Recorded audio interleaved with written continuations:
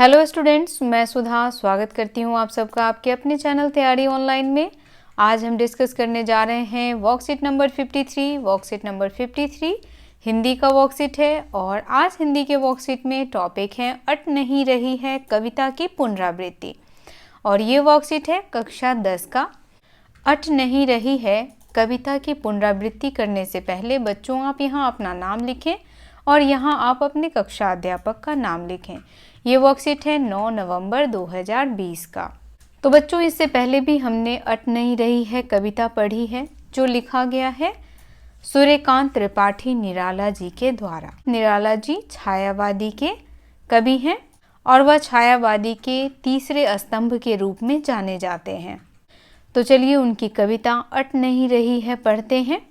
यह कविता आपके अभ्यास के लिए दिया गया है क्योंकि इससे पहले के वर्कशीट में भी इस कविता को कराया जा चुका है, लेकिन यह पुनरावृत्ति हो रही है, यानी दोबारा से यह आपको अभ्यास के लिए दिया जा रहा है। तो चलिए सबसे पहले कविता पढ़ेंगे।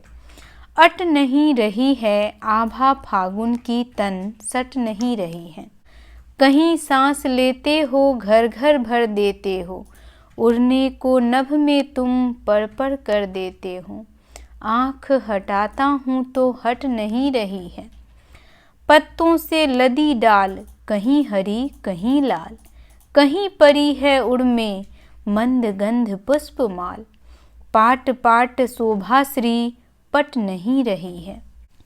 अब यहाँ देखिए बच्चों, पहले कविता का भाव समझिए और कुछ कठिन शब्द हैं जिनके अर्थ भी मैं बीच बीच में आपको बताते जाऊंगी। कविता यहाँ देखिए, कवि कह रहे हैं अट नहीं रही है फागुन आभा की तन सट नहीं रही है। तो अट नहीं रही है, अट कहने का मतलब है अटना। तो क्या नहीं अट रही है? फागुन की जो सुंदरता है, आभा शब्द का अर्थ होता है सुंदरता। फागुन की जो सुंदरता है वह क्या नहीं हो रही है? अट नहीं रही है। कहीं सांस लेते हो घर घर भर देते हो। और कहते हैं कि फागुन के समय प्रकृति क्या हो जाती है? बहुत ही सुंदर। हर तरफ रंग बिरंगे फूलों से मंद मंद खुशबू आती है। तो यहाँ कवि कहते हैं कहीं सांस लेते हो घर घर भर देते हो। कहते हैं बसंत ऋतु में जब भी हवा चलती है तो कैसा लगता है? घर में खुशबू भर गई हो, उड़ने को नभ में तुम पर पर कर देते हो। और वहीं कवि कहते हैं कि कभी ऐसा लगता है बसंत आसमान में उड़ने के लिए क्या कर रही है? पंख फरफरा रही है। पर शब्द का अर्थ हो गया पंख। आँख हटाता हूँ तो हट नहीं रही है, यानी हम चाह के भी प्रकृति के उस सौंदर्य से अपनी नजरों को नहीं हटा पाते हैं। पत्तों से लदी डाल कहीं हरी कहीं लाल। कवि कहते हैं कि बसंत ऋतु में प्रकृति कैसे सज जाती है? पत्तों से। कहीं पत्ते हरे होते हैं कहीं लाल, कहीं परी है उड़ में मंद गंध पुष्प माल। उड़ शब्द का अर्थ होता है बच्चों हृदय।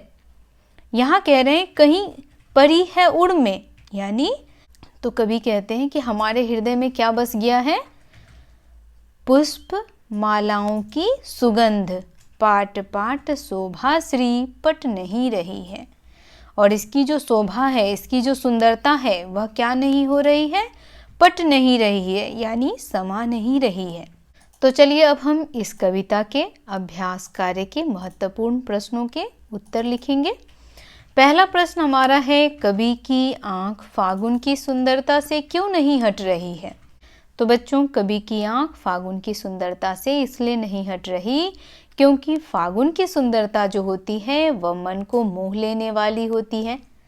प्रकृति चारों तरफ फूल फल पत्तों सभी से सुशोभित हो जाती है। तो चलिए इसका उत्तर देखते हैं। तो बच्चों, पहले प्रश्न का उत्तर हो जाएगा कवि की आँख फागुन की सुंदरता से इसलिए नहीं हट रही है क्योंकि फागुन का मौसम अत्यंत मनमोहक होता है। पेड़ पौधों पर कहीं हरी तो कहीं लाल पत्तियां हैं और फूलों की मंद मंद खुशबू हृदय को मुग्ध कर लेती है। इसीलिए कभी की नज़र हट नहीं रही है। दूसरा प्रश्न हमारा है, फागुन में ऐसा क्या होता है जो बाकी ऋतुओं से भिन्न होता है? तो बच्चों, फागुन में ऐसा क्या होता है? फागुन रंग बिरंगी होती है। चारों तरफ ऐसा लगता है जैसे रंग ही रंग बिखरे हुए हैं और प्रकृति खुशबुओं से सुसज्जित हो जाती है। तो चलिए इसका भी उत्तर देख लेते हैं। तो प्रश्न संख्या 2 का उत्तर हो जाएगा, फागुन बाकी ऋतुओं से भिन्न इसलिए है क्योंकि इस ऋतु में प्रकृति चारों तरफ से हरी भरी रहती है। चारों तरफ रंग ही रंग बिखरे होते हैं। प्रकृति के हरे भरे वृक्ष तथा रंग बिरंगे फूल फागुन के महत्व को और अधिक बढ़ा देते हैं। तीसरा प्रश्न हमारा है, प्रकृति के सौंदर्य की दृष्टि से आपको सबसे अच्छी ऋतु या महीना कौन सा लगता है, वह क्यों, सोचकर बताइए। तो बच्चों, आप भी हमें कमेंट में बताइए कि आपको कौन सा ऋतु अच्छा लगता है। मुझे वसंत ऋतु अच्छा लगता है क्योंकि वसंत ऋतु में पेड़ पौधे हरे भरे पत्तों से, रंग बिरंगे फूलों से और प्रकृति ऐसी लगती है जैसे रंगों से खिल उठी है। तो चलिए इसका उत्तर भी देख लेते हैं। प्रश्न संख्या 3 का उत्तर देखिए, इस तरह से आपको लिखना है, प्रकृति के सौंदर्य की दृष्टि से वसंत ऋतु सबसे अच्छी ऋतु होती है क्योंकि इस समय चारों तरफ का वातावरण बेहद मादक होता है। इस ऋतु में प्रकृति चारों तरफ से हरी भरी और रंग बिरंगे फूलों से सजी रहती है। अगला प्रश्न हमारा है, भाव स्पष्ट कीजिए। पत्तों से लदी डाल कहीं हरी कहीं लाल, कहीं परी है उड़ में मंद गंध पुष्प माल। अब हमें क्या करना है बच्चों, इन पंक्तियों का भाव स्पष्ट करना है। तो यहाँ कवि कहते हैं पत्तों से लदी डाल, डाल कैसी है, तो पत्तों से लदी है और पत्ते जो हैं वह कहीं हरी हैं तो कहीं लाल। कहीं परी है उड़ में, यानी कहीं हमारे हृदय में। उड़ शब्द का अर्थ अभी आपको बताया, उड़ शब्द का अर्थ होता है हृदय। तो कहीं हमारे हृदय में क्या है, पुष्प गंध की माल, यानी हमारे हृदय में पुष्पों की सुगंध जो है वह भरी हुई है। तो चलिए इसका भाव किस प्रकार स्पष्ट किया जाता है यह देखें। तो यहाँ देखिए बच्चों, प्रश्न संख्या 4 का उत्तर आप इस प्रकार लिखेंगे, प्रस्तुत पंक्ति निराला जी की कविता अट नहीं रही है से ली गई है। कवि कविता के इन पंक्तियों के माध्यम से प्रकृति की सुंदरता का वर्णन करते हुए कह रहे हैं कि वसंत ऋतु का आगमन होते ही पेड़ पौधे हरे लाल पत्तों से लद जाती हैं और उनके बीच रंग बिरंगे फूल ऐसे लग रहे हैं मानो पेड़ों ने कोई सुंदर रंग बिरंगी माला पहन रखी हो। तो ये है प्रश्न संख्या 4 का उत्तर। आप भी इसी प्रकार कविता का भाव स्पष्ट करें। जब भी आपको भाव स्पष्ट करने के लिए दिया जाए तो आप कविता किस कवि के द्वारा लिखा गया है उनका नाम अवश्य लिखें। जैसे यह कविता अट नहीं रही है, यह लिखा गया है सूर्यकांत त्रिपाठी निराला जी के द्वारा, और कविता अट नहीं रही है कविता का नाम भी लिखना है और उसके बाद ही आप भाव स्पष्ट करें। चलिए अगला प्रश्न देखते हैं। अगला प्रश्न गतिविधि दी हुई है, प्रकृति सौंदर्य पर एक सुंदर सी कविता की रचना कीजिए।